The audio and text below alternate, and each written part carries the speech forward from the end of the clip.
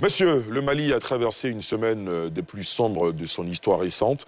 Souvenez-vous, le 25 avril, une offensive coordonnée du Front de libération de l'Azawad et des djihadistes du JNIM a frappé simultanément plusieurs villes, dont Bamako, Kati, Sévaré, Mopti, Gao, Borem et Kidal. Le ministre de la Défense, Sadio Kamara, a même perdu la vie dans sa résidence. La ville stratégique de Kidal est tombée. Plusieurs centaines de combattants de l'Africa Corps ont été évacués. Et depuis le 28 avril, le JNIM annonce un blocus autour de la capitale malienne. Un accord de paix est-il encore possible entre Bamako et les groupes armés? On va en parler évidemment avec vous, chers spécialistes, chers analystes, après ce sujet de Pierre Dipomel.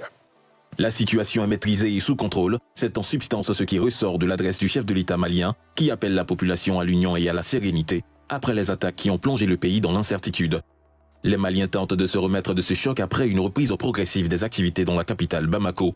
Cependant, le porte-parole des rebelles Touaregs du Front de libération de l'Azawad, Mohamed El Maoulou de Ramadan, promet d'autres attaques dans le but de conquérir les grandes villes du nord du Mali. Notre objectif au FLA, c'est celui de libérer tous les territoires de l'Azawad qui correspondent aux 5 régions administratives connues, donc Gao, Tombouctou, Kidal, Menaka et Taoudani. Nous avons déjà Kidal libéré, Taoudani était déjà sous notre contrôle. Gao et Tombouctou et Menaka aussi seront notre prochain objectif à vraiment les libérer. Alors après l'attaque du 25 avril, évidemment, les autorités judiciaires ont mis la main sur une série de personnes, essentiellement des militaires. Docteur Banga, comment vous analysez la suite de ce qui se passe au Mali et comment vous entrevoyez-vous une sorte d'issue vers la paix? Bien, déjà, on est tous désolés de ce qui se passe au Mali, même si on n'est pas tous surpris. Oui, c'est normal, il faut apporter une réponse juridique. Mais attention, il ne faut pas que la justice aggrave la situation, parce qu'on peut avoir beaucoup de confusion, beaucoup d'incidents, c'est normal qu'on recherche. Mais malheureusement, ça ce n'est que la conséquence. Le Mali vit quoi? Le Mali vivait une crise, et il y a eu un coup d'État il y a 5 ans, pratiquement. En août, ça fera 5 ans. Je pense qu'au bout d'un moment, au bout de 5 ans, il faut faire son bilan. Il faut faire son bilan. Aujourd'hui, quel est le bilan de la junte au pouvoir depuis août 2020? C'est un échec. Il ne faut pas avoir peur du mot. La junte malienne a échoué sur tous les plans. Sécuritaires, sociaux, paix. Donc, il faut d'abord prendre conscience de cet échec-là. Parce que quand on sait qu'on échoue, on peut échouer de bonne foi. Hein. On peut être vraiment animé. Il y a ceux qui disent que cet échec, c'est relatif. Parce que l'un des objectifs affichés par le pouvoir de transition au Mali, c'est de recouvrer sa souveraineté, ce qu'il semble avoir obtenu. Mais donc, il y a beaucoup qui ne sont pas d'accord avec vous. La preuve qu'ils n'ont pas obtenu, c'est ce qui s'est passé il y a une semaine. Et c'est aujourd'hui la ville symbole de cette prétendue reprise de la souveraineté, c'était Kidal. Mais cette ville symbole, elle est aujourd'hui, j'ai envie de dire, le symbole de l'échec. Mais sur tous les plans, sécuritaire, social, financier, le Mali a reculé. Mais c'est clair. Et la preuve, c'est ce qui s'est passé le week-end dernier. Quand on a échoué, comme c'est le cas, on prend conscience de son échec et on se demande qu'est-ce qu'on fait pour en sortir. Et pour moi, ce qu'il faut faire pour en sortir, c'est d'abord la paix à l'intérieur avec tous les acteurs maliens.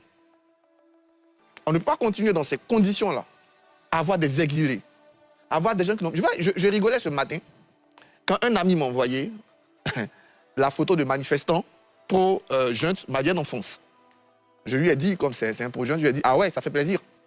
Mais est-ce que chez vous, il y a des partis politiques? Est-ce que chez vous, il y a une voix d'opposition? Est-ce que tous les Maliens parlent?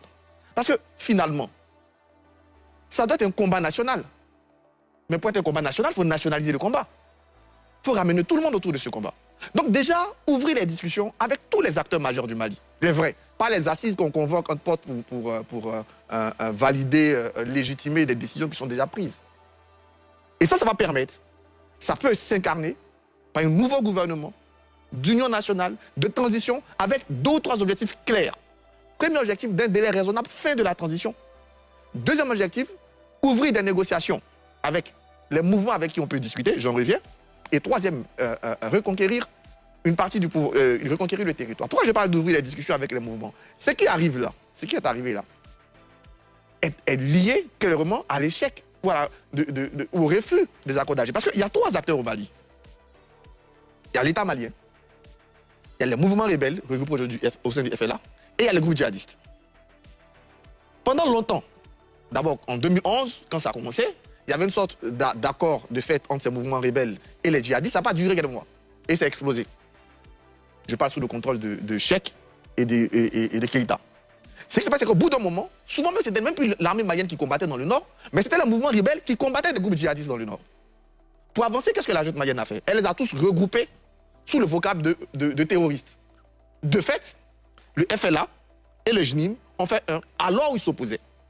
Il faut déjà casser cette alliance-là. Parce qu'il y a un groupe qui a des revendications politiques avec lesquelles on peut discuter, on peut débattre. Est-ce qu'il faut aller vers une autonomisation? Est-ce qu'il faut aller vers une meilleure présence de l'État? Il faut aller vers une meilleure intégration? Ça se discute. Et puis il y a des groupes terroristes. Oui, en ce moment, il faut les combattre. Mais le Mali ne peut pas les combattre seul. Là encore, il y a une autre ouverture de paix à faire. Et doit le combattre d'abord avec ceux qui subissent, comme les Maliens. Parce que quand il y a la crise au Mali, au Burkina, au Niger, les premiers qui subissent sont les pays de la CEDEAO. On va y arriver tout à l'heure. Mais c'est avec nous, c'est ensemble qu'on doit trouver des solutions. D'accord. Donc moi, je pense que la solution aujourd'hui, après il faut constater cet échec, le reconnaître, et ouvrir 3 axes. Un axe interne, en regroupant tous les acteurs, toutes les forces vives du Mali. Ensuite, ouvrir des négociations politiques avec les groupes à revendication politique. Et puis avoir une coalition plus large pour répondre aux défis sécuritaires face aux groupes djihadistes avec qui on ne peut pas discuter ou avec qui on ne peut pas avoir d'accord politique. D'accord. Est-ce qu'on peut arriver à un autre accord de paix dans le style d'Alger, de celui d'Alger ou dans une autre forme, Cheikh Oumar Doumbia, vu l'évolution des derniers événements au Mali? Pour le moment, il y a très peu de possibilités. Pourquoi? Parce que, en me fiant au discours du chef de l'État malien, qui affirme que c'est la guerre qu'il faut et c'est la guerre qui aura lieu, et qui affirme que la destinée de ce peuple, c'est de faire la guerre. Alors, ce qui est hautement dommage, parce que la nécessité visible, c'est celle d'aller vers la paix, qui serait une meilleure chose. Maintenant, si on fait une lecture beaucoup plus technique de la chose en regardant les 7 différents accords, notamment les accords de cessation d'hostilité, les accords de progression vers la paix et l'accord pour la paix et la réconciliation issu du processus d'Alger, si on fait une analyse type de ces choses, ces accords sont souvent signés en période de transition, c'est-à-dire en des périodes comme celui-ci, et signés aussi par des dirigeants militaires, et signés lorsque des situations de ce type arrivent. À part Tamaracet qui intervient, bon, même là, dans une période d'instabilité politique, parce qu'il y avait beaucoup de pression dans les autres parties du pays pour obtenir la démocratisation du pays, et ces pressions qui se sont alignées avec la situation au nord du pays, le président Moussa Traoré n'avait autre choix que de céder et d'aller vers cet accord-là. Cet accord, pour moi, a été mal négocié, et cette mauvaise négociation a conduit à tout ce que nous vivons aujourd'hui, parce que pour obtenir la cessation des hostilités, ce président va accepter le retrait des forces maliennes, de l'armée malienne des grandes régions du Nord et faire reculer les postes avancés, ce qui va créer la possibilité pour plus d'insécurité, plus d'instabilité de s'installer. Ensuite, un peu plus tard, au début des années 2000, et même pendant la transition du président Amadou Toumani Touré, lui, il va commencer les prémices de ce qui deviendra plus tard le pacte intermalien, et le pacte d'entente nationale plutôt. Ce pacte d'entente nationale, quand même dans lequel il y a une forme beaucoup plus diplomatique, une approche beaucoup plus diplomatique. Par exemple, la reconnaissance du nom Azawad, mais comme terroir, pas comme république, par l'État malien, et aussi des décisions beaucoup plus politiques vis-à-vis de la gestion de la ressource humaine au point de vue administratif des régions concernées. De là, on se retrouve dans le programme de lutte contre la prolifération des armes légères, un autre accord qui va inclure les premiers mouvements islamistes de la zone, jusqu'en 2006, où Yada Gali va se lancer avec un supposé mouvement démocratique pour pouvoir aussi obtenir l'application des accords précédents, ce qui va finir en un nouveau conflit, jusqu'à ce que nous arrivons au long processus d'Alger, précédé par un accord qui va dans ce sens. Il y a d'abord un accord de cessation d'hostilité, et ensuite l'accord pour la paix et la réconciliation. Comme son nom l'indique, cet accord était dans le but d'aller vers la paix. Ce n'est pas un accord de paix, c'est un accord pour la paix. Donc il mettait en place un certain nombre de choses à faire pour aller vers la paix. Et dans cet accord, quelque chose que moi je juge être exceptionnel, c'est qu'il y avait des dispositions qui permettaient de modifier l'accord à tout moment si les deux parties étaient d'accord. Donc avec cette possibilité, je me dis que Bamako aurait dû réfléchir quand même à comment maintenir les discussions pour éviter ce que nous constatons aujourd'hui, c'est-à-dire que le FLA se crée, parce qu'il a été créé à la suite de cela, et que cet FLA aussi se retrouve à composer comme allié du JNIM. Au-delà de ça, ce qui empêcherait aussi un accord tout de suite, c'est que la problématique va bien au-delà de ce qui se passe à l'intérieur du Mali. Parce qu'en prenant position par rapport au conflit russo-ukrainien, c'est une guerre de proxy qui se passe dans ce pays. Et ensuite, en prenant position par rapport au Sahara occidental, c'est aussi un conflit de proxy qui se fait dans ce pays. Donc, beaucoup ont parlé de géopolitique. Maintenant, nous sommes en plein dans la géopolitique. Et vous l'aurez constaté ce week-end, les dirigeants marocains sont sortis pour en parler, les dirigeants algériens sont sortis pour en parler. Vous constaterez une offensive de communication d'Africa Corp et la Russie qui réitère son positionnement. Ce n'est plus un simple problème malien, ce problème est en train de s'élargir et de prendre le monde et il va être compliqué à gérer. Et justement, avant de vous faire réagir, Idrissa Keïta, le président de l'Algérie a donné une interview Fleuve cette semaine. Il a évoqué la situation au Mali. Je vous propose de l'écouter. Nous sommes désolés de ce qui se passe au Mali. Ce n'était pas de la prophétie, mais on savait que les choses allaient se gâter parce que le Mali est entré dans une phase qui ne pouvait mener qu'à la déstabilisation. Et ça, je l'ai dit il y a 2 ans. La voie de la raison, c'est de se retourner vers son peuple, de discuter avec son peuple, d'essayer, même si la prise de pouvoir n'est pas constitutionnelle, mais on peut la constitutionnaliser, on peut revenir. Et nous sommes là pour aider.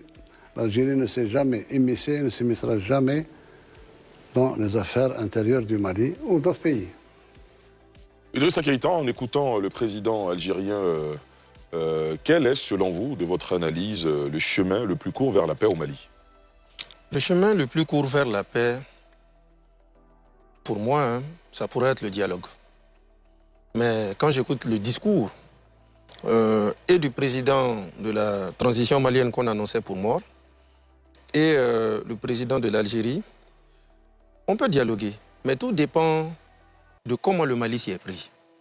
En 34 ans, de 1991 jusqu'à janvier 2024, le Mali a eu près de 7 accords pour la paix. Dont un autre accord d'Alger au temps d'Amadou Toumani Touré. À l'époque, on ne parlait pas d'Iag Alali ou d'Amadou Koufa, mais on parlait d'un certain Bahanga. Et même au niveau du Mali, peut-être que ce n'est pas bruyant, mais une partie de l'opinion pense qu'il faudrait discuter. Mais vous savez, une semaine après l'assassinat du général Sadio, le deuil, la frustration du moment à chaud, c'est clair que beaucoup sont dans la dynamique de la guerre. Ensuite, il faut que le Mali même repense sa façon de voir les choses. Bien avant cette transition, la crise était déjà là. Et là, moi j'interpelle, si vous voulez, le monsieur Père du Mali, qui est l'ancien Premier ministre Issoufou Maïga. Je l'interpelle pas pour le journaliste que je suis pour faire de l'arrogance, c'est un père. Mais de 2019 à maintenant, du dialogue national inclusif au dialogue intermalien, jusqu'à maintenant la création de l'Observatoire pour la paix qu'il dirige, il a été impliqué au devant de tout. Mais qu'est-ce qui a été comme problème qu'il faudrait revoir? Tout d'abord, ces assises où il faut se retrouver entre Maliens, des autorités, des officiels l'ont dit, ce sont des frères égarés, ils doivent nous rejoindre. Mais chaque fois qu'il fallait tenir les assises, beaucoup disaient, mais les mouvements armés ne doivent pas s'asseoir entre nous. Il y a eu des tueries. Il faut la justice, il faut qu'ils soient jugés. Donc déjà, ils n'ont pas pu avoir accès au chapitre. Ça encore, ce n'est pas un souci pour moi. Mais quand on fait ces assises sans eux, et que dans les recommandations toujours, il apparaît 2 choses. Négocier avec les mouvements armés et dissoudre les milices. À chaque fois, ces points-là sont revenus. À chaque fois, ces points-là sont revenus. Je me dis donc que le Mali devrait revoir ce sur quoi il faut tomber d'accord pour aller de l'avant. Et je vais encore plus loin. Cette fois, je remets un peu en cause quelque chose. C'est en 2013, l'accord préliminaire de Ouagadougou, une époque où c'était Blaise Compaoré, alors président du Burkina, qui menait la diplomatie sous-régionale. Qu'est-ce qui était écrit là-bas? À travers l'accord de Ouagadougou, dont le médiateur était Feu Tcheblin Dramé, ancien ministre des Affaires étrangères, c'est avec ça qu'on a pu avoir les élections qui ont porté Ibeka, Ibrahim Boubacar Keïta Feu, au pouvoir. Mais ces accords disaient que quoi? Le président qui venait devait maintenir le dialogue avec les rebelles et la situation était très, très, très apaisée. Le nord du Mali, auquel se limitait le conflit, était vraiment dans les rangs. Mais une fois qu'il est venu aux affaires, lui aussi, il a dit qu'il a sa façon de voir les choses et il avait décidé d'aller avec le Maroc. Mais c'est finalement l'Algérie qui s'est interférée et on s'est mis avec l'Algérie. Et finalement, vous avez vu comment ça s'est passé. Il a été débordé, c'est allé dans tous les sens. Finalement, des alliés même à lui ont pris les rues et on a abouti à ce coup d'État où finalement les autorités qui sont là ont carrément dissous. Et puis, dernier point, l'accord d'Alger, le plus dernier, le plus récent. À sa signature, il y a un point qui a bloqué beaucoup de choses, qui l'a rendu caduque. Lequel? Ce point-là, c'était ce qui a été appelé la régionalisation. Les régions pouvaient avoir leur autonomie, c'est-à-dire l'exécutif local régional pouvait décider du recrutement dans l'armée, de la gestion administrative et de tout ce qui suit. Et cela a été vu comme une façon d'insérer, si vous voulez, un pain béni pour la rébellion, pour Kidal et environ, qui voulaient se détacher du pays. Donc, je pense que, au regard de tous ces points que j'ai cités, les problèmes sont connus, les blocages ont été affichés. Donc, je crois que quand on doit aller vers un dialogue, et là, j'interpelle maintenant, parce qu'après tous ces forats, on a instauré maintenant un observatoire pour la paix, qui est là il y a près de 3 à 4 mois, je pense bien. Donc, je pense qu'il faudrait vraiment s'asseoir. L'aspect discussion doit être fait. Parce que, comme je le dis, il y a certaines autorités du Mali actuel qui disent toujours que ça reste des Maliens. Ce sont des frères égarés. On peut discuter avec eux. D'accord. Très bien. Alors, Eric Bayala? Oui. Moi, je pense que le Mali fait face à plusieurs acteurs aujourd'hui. Atuel l'a dit, on a d'un groupe le Front de la libération de l'Azawad, on a le JNIM qui est lié à Al-Qaïda, mais ces deux principales forces qui combattent le régime militaire de Bamako n'ont ni les mêmes méthodes, ni les mêmes objectifs. D'un côté, on a le Front pour la libération de l'Azawad qui parle de la conquête d'un territoire et d'une autonomie territoriale. De l'autre côté, on a le JNIM qui se bat pour des revendications politiques, qu'il veut installer la charia au niveau du Mali. Mais à côté, vous avez l'État malien qui est représenté par le général Assimi Goïta, qui estime que les forces en présence ne sont pas légitimes pour négocier. Et lui, il propose une solution militaire pour asseoir la souveraineté du Mali. Mais laquelle souveraineté elle-même est déjà mise en cause dans la mesure où il y a une bonne partie du Mali qui est occupée par ses forces armées. Et donc aujourd'hui, qu'est-ce que le Mali doit pouvoir faire pour sortir de cette situation? Là est la grande question. Mais le problème aujourd'hui, c'est de savoir, il y a combien de personnes qui portent la voix du peuple malien au Mali? À part la junte militaire, il n'y a plus de société civile, il n'y a plus de partis politiques. Et donc, aujourd'hui, c'est les militaires seuls qui parlent pour et au nom et au compte du Mali. Là où aucune autre voix qui pouvait participer à cette dynamique nationale pour exprimer le ressenti des populations. Et face au régime militaire, quand vous prenez les responsables, on a vu le porte-parole du FNLA qui estime que dans la prise de parole du général, c'est un homme qui est déjà confit, c'est un homme qui est déjà abattu, c'est un aveu d'échec. À côté, il y a le JNIM qui s'organise. Le FNLA entend prendre encore d'autres régions au niveau du Mali. Mais face à cette situation, la junte militaire décide d'opposer une réponse militaire. Là où nous pensons, pour nous autres, qu'il faut forcément des négociations. Parce que, militairement, ce qui nous a été donné de constater, quand vous regardez les attaques du week-end dernier, la mobilisation des ressources humaines, la mobilisation de la logistique, la coordination de toutes ces activités-là pour mener ce coup, ça veut dire qu'il y a vraiment beaucoup de logistique qui a été mobilisée. Il y a beaucoup de personnes, de soldats, sinon de djihadistes mobilisés. Et on a même vu une complicité interne, comme l'a révélé le communiqué du procureur. Ça peut dire qu'aujourd'hui, l'État malien, sinon la junte militaire elle-même est fragilisée. Il y a une crise de confiance au sommet de l'État, au point où certains militaires n'ont plus confiance à la direction qu'a prise le général Assimi Goïta, au point où ils pensent que le salut du Mali se retrouve dans un autre régime, hormis le régime militaire. Pourtant, le régime militaire, quand il avait pris le pouvoir, il a dit que notre objectif, c'était de combattre les terroristes et de restaurer, j'allais dire, la souveraineté territoriale du Mali. 5 ans plus tard, le constat est que ils n'ont pas progressé, bien au contraire, c'est le cœur du pouvoir malien qui est frappé. Et le premier défenseur de la République du Mali en a perdu la vie. Et donc, face à une telle situation, on ne peut que constater un aveu d'échec. Mais pour nous, nous pensons qu'il faut que le Mali, sinon les autorités de la transition, changent de paradigme. Le tout n'est pas dans la confrontation militaire. Il faut ouvrir, j'allais dire, un dialogue qui va prendre en compte toutes les forces, même les plus marginalisées, autour d'un dialogue dans lequel chacun aura la voix, sinon aura à extérioriser son ressenti pour qu'on puisse construire un dialogue national qui va ramener la paix. Parce que dans le conflit militaire, il est clair qu'aujourd'hui, le Mali vraiment n'a pas la même mise sur ce volet-là. Et la seule alternative, sinon peut-être l'éventuelle alternative qui lui reste, c'est vraiment d'engager une négociation. Et là où les négociations seront en cours, le Mali aura peut-être la chance de réorganiser son armée, de se repositionner et de gagner en temps. Sinon, tout le monde parle de négociation avec les groupes armés, mais négocier avec un groupe armé qui a initié une attaque, qui a produit la mort d'un ministre, une haute personnalité de l'État central, est-ce que ce ne serait pas une manière de renforcer les groupes armés, notamment le FLA ou encore le JNIM? Est-ce que ce n'est pas une manière de valoriser ce qu'ils ont fait? Docteur Kamena Yoboué. Pas forcément, puisque pour moi, lorsque je regarde les différents acteurs qui se sont intervenus, quand je parle du président de l'Algérie, je parle également de la Russie à travers le communiqué. Donc c'est une dimension géopolitique qui est engagée. Et quand vous regardez le communiqué qui a été fait par rapport à Kidal, où le communiqué faisait mention de près de 2000 éléments venant des frontières étrangères. Donc ça signifie que cette situation-là, elle était vraiment coordonnée de façon à avoir le résultat escompté. Et moi, ce que j'observe dans cette situation qui rend difficile la négociation, c'est la désignation même de l'adversaire par les autorités. Ils ne les voient pas comme des Maliens, ils les conçoivent comme des valets locaux à la solde de l'impérialisme.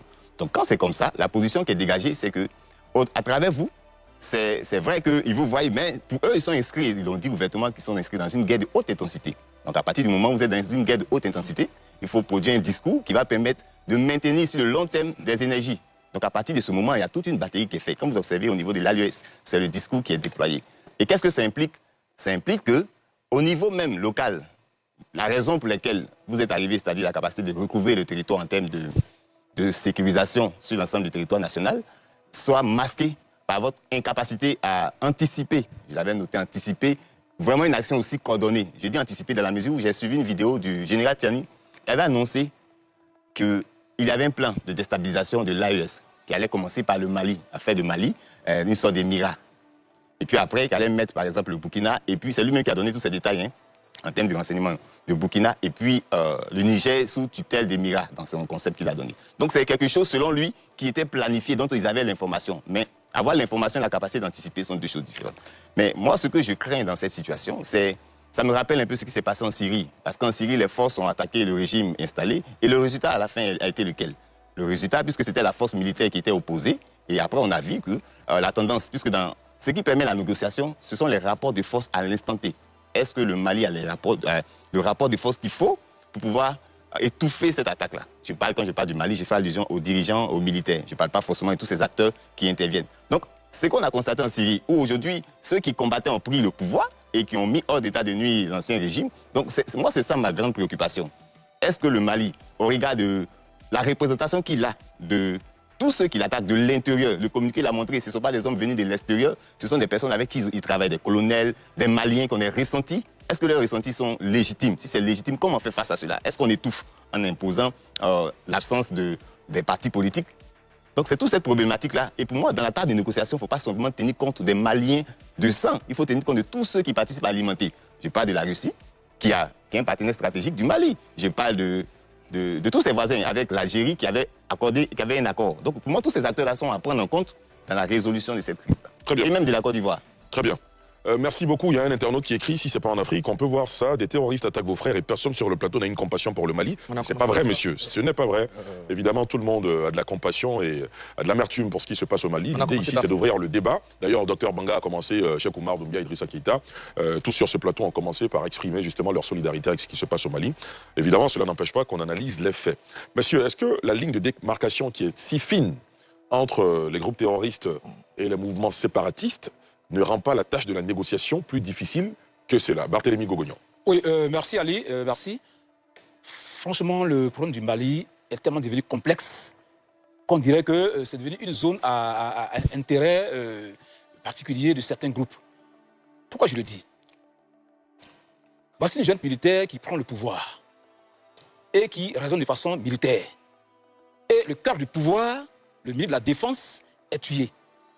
Ali, j'allais dire, ça réduit la capacité même d'intervention du Mali, parce que c'est le cœur du pouvoir qui a été touché. Mais malgré tout cela, je pense que le général Koïta doit pouvoir revenir à la raison. Moi, je le dis parce que je pense au peuple malien. Pendant que certains pays sont en train de réfléchir comment rentrer en plein pied dans l'intelligence artificielle, se développer économiquement parlant, socialement parlant, le Mali s'est plongé dans une situation au point qu'on ne sait plus où est la tête, où est la queue. Mais je pense qu'à un moment donné, il faut faire tabula rasa. Il faut faire en sorte que des interventions extérieures, pas forcément militairement parlant. L'Union africaine, jusqu'à présent, je n'ai pas encore entendu le rôle de l'Union africaine. C'est vrai que le Mali est dans l'AES maintenant. Mais moi, je voudrais que les pays voisins, même la CEDEAO, puissent s'organiser pour sauver un pays frère. Franchement, à ce niveau, c'est arrivé, aucune analyse. J'allais dire, quel que soit son niveau d'être pointu, ne peut ramener ses vies qu'on perd. Et quand un ministre de la Défense perd la vie avec sa famille, quelque part, nous qui sommes les défenseurs des droits humains, on a mal parce que c'est le principe sacro-saint de la vie qui est bafoué. Donc, où il n'est pas encore tard, parce que nous sommes encore au ministre de la Défense. Que savons-nous pour demain? je pense qu'à un moment donné, il faut que tous les pays africains puissent se mettre ensemble et exiger ce dialogue-là. C'est vrai que le conflit malien a plus d'intérêt, comme je l'ai dit au départ, mais rien n'est impossible. Il faut faire en sorte qu'une petite honte vaut mieux qu'une grande honte. Si le régime militaire est arrivé à ce niveau, comme l'a dit le Dr Atu Banga, c'est un échec qu'il faut reconnaître et remettre les choses sur la table pour qu'enfin, les puissent négocier et revenir à un régime normal, un régime, j'allais dire, civil. Parce que tel que le dit le général Goïta, les militaires, il n'a qu'un langage militaire. Mais en optant pour ce chemin-là, j'ai bien peur que la crise du Mali, qui est déjà un peu j'allais dire, mélangée, puisse s'enfoncer davantage. Donc j'appelle, au nom du principe sacro-saint de la vie, j'en appelle au dialogue, à la négociation, j'en appelle à tous les pays qui peuvent le faire, les pays qui soient africains, qui soient européens, qui soient, je veux dire, russes, peu importe. Il faut faire en sorte que le Mali puisse sortir de cette situation-là, parce qu'il y a bien peur que ça puisse s'étendre au Burkina Faso, au Niger, et nous qui sommes les voisins de ces pays-là, c'est par rapport à nous aussi que nous parlons. Très bien. Docteur Banga, rapidement. Oui, tu as posé la question de la frontière fine. Mais la frontière, elle était étanche ou elle était relativement étanche, je l'ai expliqué au départ. C'est vrai qu'au départ, il y a le Moujao et le MLA de l'époque qui commencent ensemble les attaques. Mais en même pas 2 mois, on se rend compte qu'ils n'ont pas les mêmes objectifs. Il y a des gens qui sont des terroristes, des islamistes, qui ont un mode de vie. Il y a d'autres qui sont des autonomistes. Et d'ailleurs, en fait, c'est un pourtour. Il y a certains qui disent, OK, si l'État est plus présent chez nous, OK, on laisse tomber. Si on est plus intégré, voilà. Donc, il y a d'abord, pourquoi aujourd'hui la frontière est fine? La frontière est fine parce que dans sa stratégie, elle est devenue fine parce que dans sa stratégie, la jeune malienne a mis cet ensemble-là, les groupes rebelles et les groupes djihadistes dans le même lot. De façon même, Keïta, c'est ça, à l'époque, c'est pour ça qu'il se plaignait du fait que les Français n'aient pas libéré. Ils voulaient tous les mettre ensemble. Donc, si finalement, au quotidien, tu me dis, vous êtes les mêmes, vous êtes les mêmes, vous êtes les mêmes, vous êtes les mêmes, ils ont mis 1 an à discuter d'abord, rien que pour avoir un accord de coordination de leurs attaques. Parce qu'ils se faisaient la guerre, ils se tapaient dessus.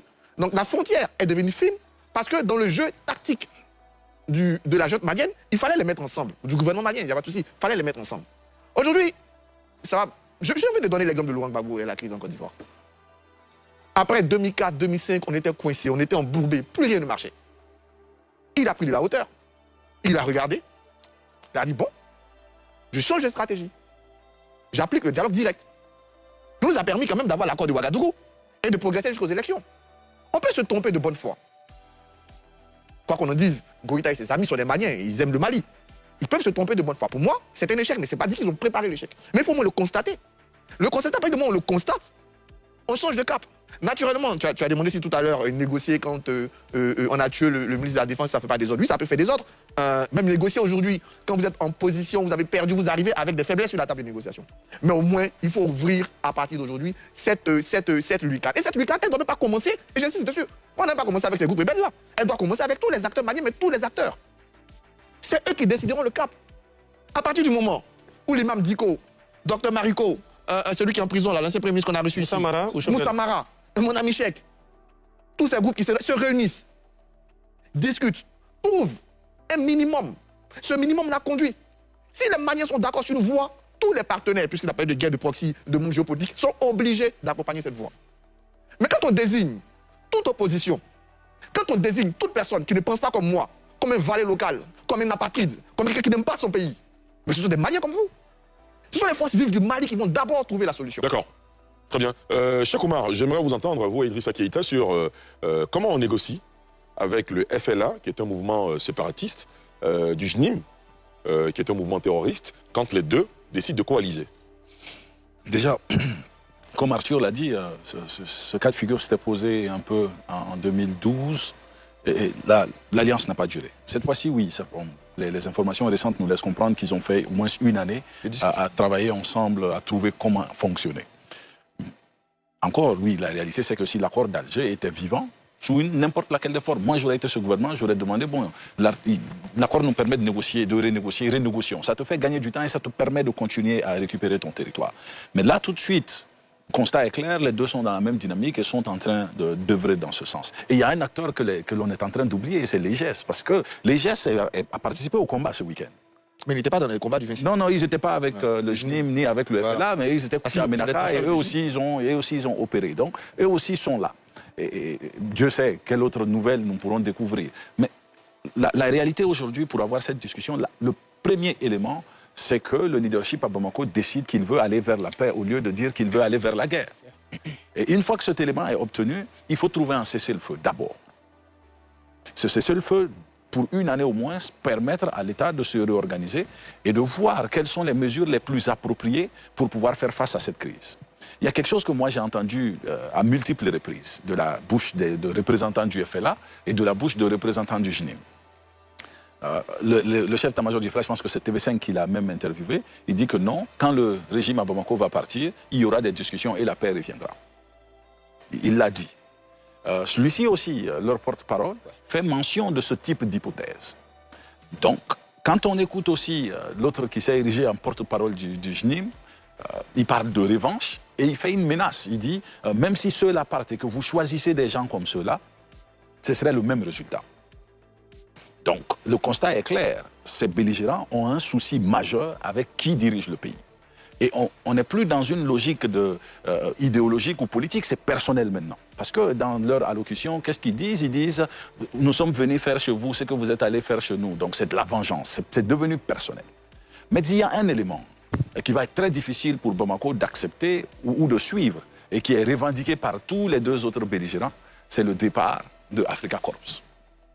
Est-ce qu'aujourd'hui, Bamako est en mesure de se défaire d'Africa Corps? Et si tel est le cas, se défaire d'Africa Corps, quelle serait la conséquence immédiate?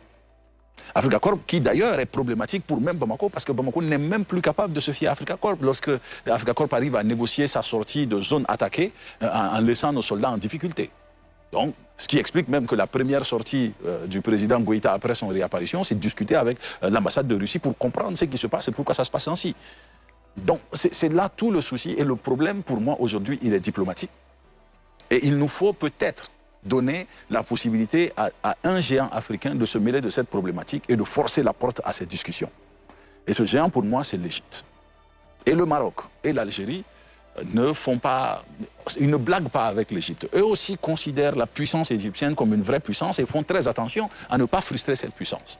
Si on amène l'Égypte à table aujourd'hui comme nouveau médiateur, l'Algérie n'y verra pas de problème, le Maroc non plus. Et je pense qu'avec l'expérience que l'Égypte a avec les frères musulmans, avec tous les conflits, la guerre de 6 jours est là, ils peuvent ouvrir un canal pour obtenir un cessez-le-feu garanti par l'Union africaine pour une année. Et que pendant ces une année, on trouve les voies et moyens pour avoir un régime légitime à Bamako. Mais comme Arthur le dit, le leadership à Bamako n'arrivera pas à ça seul. Ils ont l'obligation maintenant de libérer la société civile, de libérer la classe politique, pour que ceux-là puissent contribuer à constituer une voie pour le Mali qui pèse sur la scène internationale. Parce que sur la scène internationale, aujourd'hui, le ministre des Affaires étrangères peut avoir toute la bonne volonté qu'il veut, sa voix ne porte pas. Il ne sera pas écouté pour des questions de crédibilité et pour des questions de non-accord. Très bien. Moi, j'ai discuté avec un haut diplomate et je lui ai dit, bon, il posait la même question que vous, en disant, le FLA s'est accroché avec le JNIM. Je dis, bon, ça fait qu'aujourd'hui, finalement, la catégorie terroriste peut être cochée. Et il m'a répondu en disant, il existe des États qui considèrent Wagner ou Africa Corps comme terroristes. Est-ce que l'on peut dire que les deux belligérants de ce côté se sont associés à des forces terroristes? Vous voyez à quel point nous sommes dans un dilemme politique et diplomatique sécuritaire que je pense sincèrement que le régime actuel ne sera pas en mesure de résoudre parce qu'il fait partie du cœur du problème et qu'il faut un nouveau leadership pour commencer. D'accord.